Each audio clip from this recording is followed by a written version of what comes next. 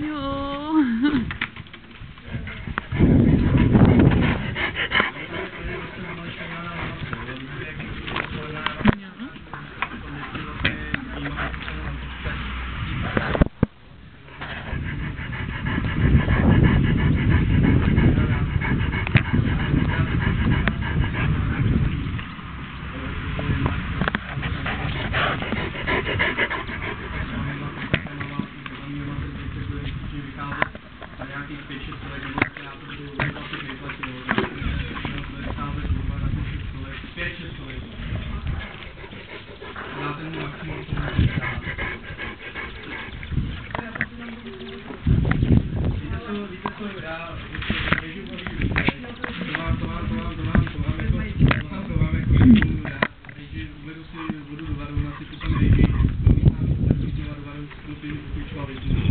Ona krásně dojde a to vyzkoušet.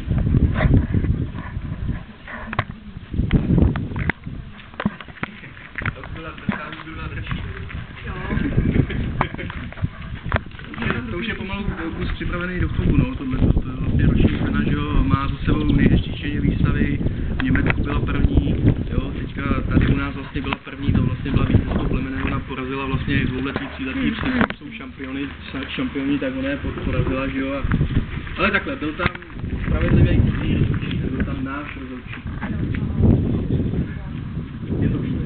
Je to všude.